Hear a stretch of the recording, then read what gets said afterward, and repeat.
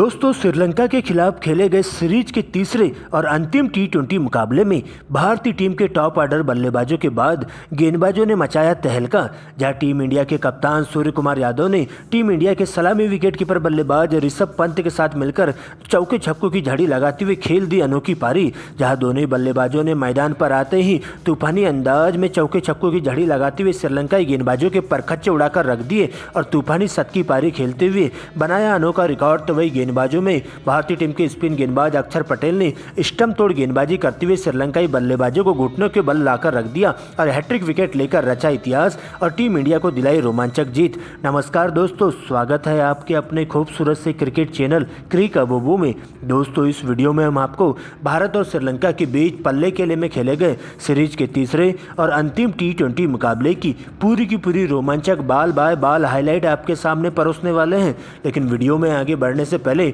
आप सूर्य कुमार यादव और ऋषभ पंत में से किसे ज़्यादा खतरनाक टी20 का बल्लेबाज मानते हैं, अपनी कीमती सुझाव कमेंट के माध्यम से जरूर बताएं। वीडियो पसंद आए तो इसे एक लाइक और चैनल को सब्सक्राइब जरूर कर दीजिए। तो दोस्तों, सीरीज का तीसरा टी20 मुकाबला भारत और श्रीलंका के बीच पल्ले केले में देखने को मिला, जहां श्रीलंका ने टॉस जीता और टॉस जीतते ही पहले गेंदबाजी करने का फैसला किया। दोस्तों, इसके बाद रनों की बारिश करने के इरादे से टीम इंडिया के दो धाकड़ युवा ओपनर बल्लेबाज शुभमन गिल और यशस्वी जायसवाल की एंट्री होती है, जिनके कंधों पर टीम इंडिया को एक ठोस और जबरदस्त शुरुआत देने की जिम्मेदारी सौंपी जाती है। वही दोस्तों, पहले ही ओवर की गेंदबाजी करने आते हैं श्रीलंका के तेज तर्रार खतरनाक गेंदबाज मधुशंका, जहां उनका सामना होता है पहले ही ओवर में यशस्वी जायसवाल से और ओवर की तीसरी ही गेंद पर यशस्वी जायसवाल के द्वारा मिड विकेट के ऊपर से 100 मीटर का लमसम छक्का जड़ दिया जाता है। जबकि दोस्तों, इसी ओवर की अंतिम दो गेंदों पर बैक टू बैक दो स्ट्रेट ड्राइव लगाते हुए पहले ही ओवर में 16 रन बटोरे जाते हैं। और दोस्तों, इसके बाद दूसरे ओवर में शुभमन गिल भी बहती गंगा में हाथ धोते हुए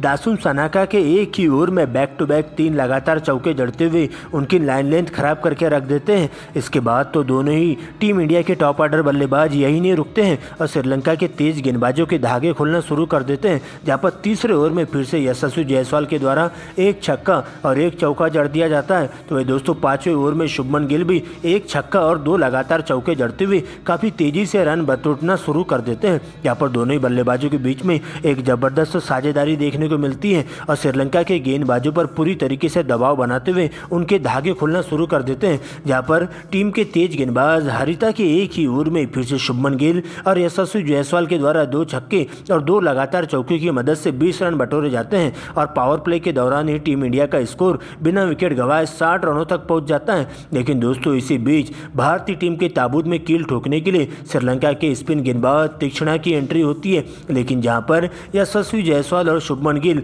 यही नहीं रुकते और तेजी से रन बटोरते हुए सबसे पहले शुभमन गिल इसी ओवर में 2 लगातार कट शॉट लगाते हुए पॉइंट के ऊपर से चौके जड़ देते हैं और देखते देखते दोनों ही बल्लेबाज अपने अपने 50 की ओर बढ़ने लगते हैं। यहाँ पर दोनों ही बल्लेबाजों के बीच में एक जबरदस्त साझेदारी भी बिल्ट होने लगती है और पूरी तरीके से भारतीय टीम के द्वारा दोनों ही बल्लेबाजों के द्वारा श्रीलंका के गेंदबाजों पर दबाव बनाने की कोशिश की जाती है। 8वें ओवर में एक बार फिर से तीक्ष्णा के ऊपर पूरी तरीके से गरजते हुए दिखाई देते हैं शुभमन गिल और बेहतरीन तालमेल के साथ बल्लेबाजी करते हुए इसी ओवर में बैक टू बैक 3 लगातार चौके उनके बल्ले से देखने को मिलते हैं। जहां पर शुभमन गिल तेजी से अपने 50 की ओर बढ़ने लगते हैं, तो वही दूसरे छोर से यशस्वी जायसवाल भी उनके साथ कंधे से कंधा मिलाकर चलते हैं और श्रीलंका के तेज गेंदबाजों के साथ साथ स्पिन गेंदबाजों पर पूरी तरीके से चौके छक्कों की बरसात करना शुरू कर देते हैं। लेकिन इसी बीच भारतीय टीम को पहला बड़ा झटका मधुशंका के द्वारा दिया जाता है, जहां पर शुभमन गिल 34 रनों की पारी खेलते हुए कैच आउट होकर डगआउट की ओर लौटते हैं। तो दोस्तों, इसके जस्ट बाद ही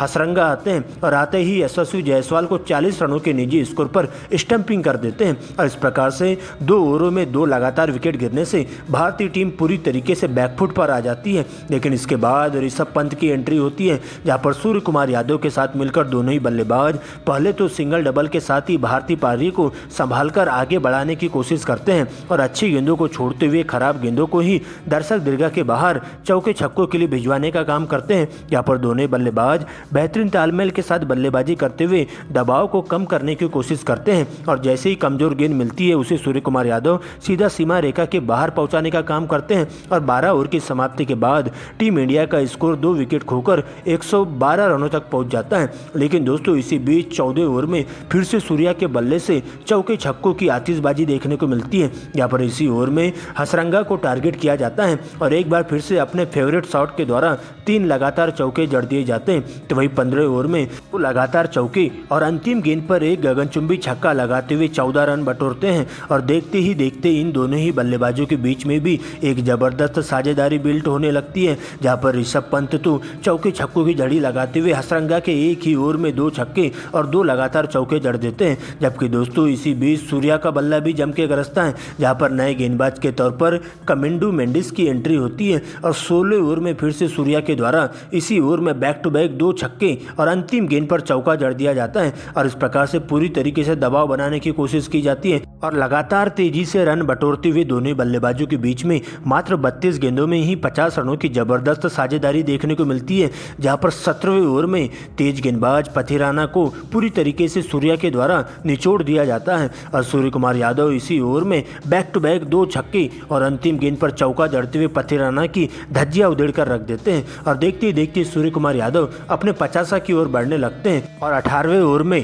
तीक्ष्णा की पहली ही गेंद पर सूर्य कुमार यादव एक स्ट्रेट ड्राइव लगाते हुए 4 रनों के माध्यम से अपना 50 पूरा करते हैं। लेकिन दोस्तों इसके बाद तीक्ष्णा शानदार कमबैक करवाते हैं और अगली ही गेंद पर सूर्य कुमार यादव को सीमा रेखा के पास 50 रनों के स्कोर पर कैच आउट करवा देते हैं, जिसके बाद उनका स्थान लेने के लिए अब हार्दिक पांड्या की एंट्री होती है, जहां पर हार्दिक पांड्या और ऋषभ पंत आगे का मोर्चा संभालते हैं और देखते ही देखते टीम के स्कोर को तेजी से 200 रनों के नजदीक पहुंचाने की पूरी कोशिश करते हैं। अंतिम के ओवरों में दोनों ही बल्लेबाजों के द्वारा बॉल देखो और बॉल पहले वाले नियम के तहत बल्लेबाजी देखने को मिलती है, जहां पर दोनों ही बल्लेबाज पूरी तरीके से श्रीलंकाई गेंदबाजों पर बरस पड़ते हैं और सबसे पहले ऋषभ पंत भी चौके छक्कों की झड़ी लगाते हुए 19वें ओवर में बैक टू बैक 2 चौके और एक गगनचुंबी छक्का जड़ देते हैं और तेजी से अपने 50 की ओर बढ़ने लगते हैं। लेकिन इसके बाद पथिराना के द्वारा 19वें ओवर में तूफानी गेंदबाजी देखने को मिलती है, जहां पर पथिराना आते ही हार्दिक पांड्या को मात्र 12 रनों के स्कोर पर क्लीन बोल्ड कर देते हैं, जहां पर तेज गति से फेंकी गई यार्कर गेंद हार्दिक पांड्या का बल्ला अड़ाने से पहले ही क्लीन बोल्ड करते हुए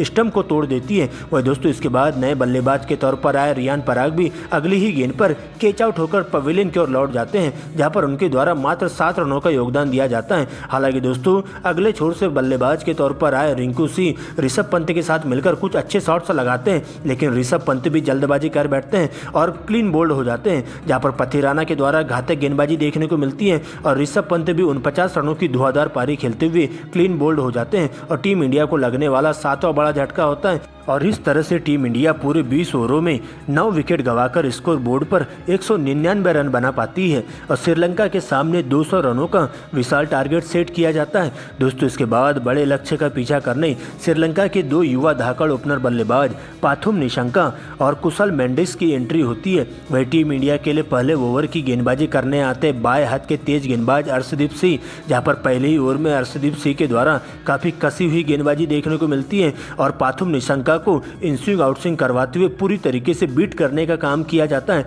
लेकिन इसी ओवर की अंतिम गेंद पर एक छक्का उनके बल्ले से देखने को मिलता है। दोस्तों इसके बाद दूसरे ओवर में हार्दिक पांड्या के हाथों में गेंदबाजी थमा दी जाती है, लेकिन हार्दिक पांड्या पूरी तरीके से अपनी लाइन से भटकते हुए दिखाई देते हैं, जहां पर कुशल मेंडिस के द्वारा छक्के के साथ उनका स्वागत किया जाता है। वही दोस्तों इसी ओवर की अंतिम गेंद पर एक और चौका जड़ते हुए 10 रन बटोरे जाते हैं, लेकिन इसके बाद तीसरे ही ओवर में स्पिन गेंदबाज अक्षर पटेल के हाथों में गेंदबाजी थमा दी जाती है और अक्षर पटेल आते ही ओवर की दूसरी गेंद पर पाथुम निशंका को 12 रनों के निजी स्कोर पर क्लीन बोल्ड कर देते हैं और श्रीलंका को पहला ही बड़ा झटका 20 के स्कोर पर देखने को मिलता है। और उसके बाद नए बल्लेबाज कुशल परेरा की एंट्री होती है, जहां पर कुशल परेरा और कुशल मेंडिस आगे का मोर्चा संभालते हैं और काफ़ी सूझबूझ भरी बल्लेबाजी के साथ नज़ारा पेश देखने को मिलता है, जहां पर दोनों ही बल्लेबाज लगातार स्ट्राइक रोटेट करने का काम करते हैं और सिंगल डबल के साथ ही पावर प्ले के दौरान टीम के स्कोर को 1 विकेट खोकर 55 रनों तक पहुंचा देते हैं। लेकिन दोस्तों 7वें ओवर में कुशल मेंडिस के द्वारा भारतीय टीम के तेज गेंदबाज मोहम्मद सिराज को टारगेट किया जाता है, जहां पर कुशल मेंडिस इसी ओवर में बैक टू बैक 2 छक्के और 2 लगातार चौकों की मदद से 20 रन बटोरते हुए पूरी तरीके से सिराज को टारगेट करते हैं और उनकी धज्जियां उधेड़ कर रख दी जाती है। तो दोस्तों अगले ही ओवर से एक बार फिर से भारतीय टीम के स्पिन गेंदबाज रवि बिश्नोई के हाथों में गेंदबाजी थमा दी जाती है, लेकिन कुशल परेरा भी इसी ओवर में बैक टू बैक 3 लगातार गगनचुंबी छक्के जड़ते हुए पूरी तरीके से भारतीय टीम के तेज गेंदबाजों के साथ साथ स्पिन गेंदबाजों के धागे खोलना शुरू कर देते हैं। लेकिन इसी बीच 10वें ओवर में फिर से भारतीय टीम के स्पिन गेंदबाज अक्षर पटेल 2 गेंदों में 2 लगातार विकेट लेकर श्रीलंकाई बल्लेबाजों की कमर तोड़ के रख देते हैं, जहां पर कुशल परेरा को 20 रन। तो वही दोस्तों अगली ही गेंद पर आए नए बल्लेबाज मेंडिस को बिना खाता खोले ही क्लीन बोल्ड कर दिया जाता है। हालांकि दोस्तों इसके बाद श्रीलंका का कोई भी बल्लेबाज टिककर बल्लेबाजी नहीं कर पाता है, जहां पर नए बल्लेबाज के तौर पर आए दासुन सनाका को भारतीय टीम के तेज गेंदबाज अर्शदीप सिंह का शिकार किया जाता है, जहां पर अर्शदीप सिंह उन्हें 4 रनों के निजी स्कोर पर सीमा रेखा के पास कैच आउट करवा देते हैं। तो दोस्तों अगला शिकार बनाया जाता है कप्तान असलंगा को। हालांकि असलंगा कुछ अच्छे शॉट्स खेलते हुए अपनी टीम के लिए मजबूत पिलर का काम करते हैं, लेकिन इसी बीच 15वें ओवर में फिर से रियान पराग के द्वारा घातक गेंदबाजी देखने को मिलती है और असलंका को 20 के स्कोर पर कैच आउट करवा दिया जाता है। लेकिन दोस्तों इसके बाद श्रीलंका के बाकी के बल्लेबाज ताश के पत्तों की तरह ढहते हुए चले जाते हैं, जहां पर 18वें ओवर में फिर से भारतीय टीम के स्पिन गेंदबाज अक्षर पटेल के द्वारा हैट्रिक विकेट लिए जाते हैं, जहां पर 3 गेंदों में 3 विकेट लेकर श्रीलंका के लोअर ऑर्डर बल्लेबाजों को पूरी तरीके से तहस नहस करके रख देते हैं, जहां पर पथिराना और असलंगा बिना खाता खोले ही पवेलियन की ओर लौट जाते हैं। वही दोस्तों तीक्ष्णा भी बिना खाता खोले ही डगआउट का शिकार बनते हैं और इसके बाद तो बाकी के बल्लेबाज ताश के पत्तों की तरह एक के बाद एक सस्ते में अपना विकेट गंवाते हुए ढहते हुए चले जाते हैं और भारतीय टीम इस तीसरे T20 मुकाबले में श्रीलंका की टीम को 150 रनों पर ही ऑल आउट कर जाती है। और इस प्रकार से भारतीय टीम तीसरे T20 मुकाबले में 50 रनों की शानदार जीत हासिल करती है, जहां पर एक बार फिर से टीम इंडिया इतिहास के पन्नों में अपना नाम दर्ज करवा लेती है और लगातार 3 T20 मुकाबले जीतकर श्रीलंका को उसी के घर में घुसकर भारतीय टीम बुरी तरीके से पीट देती है। और इस प्रकार से भारतीय टीम पहले बल्लेबाजों और फिर बाद में गेंदबाजों के शानदार दम पर जीत हासिल करती है।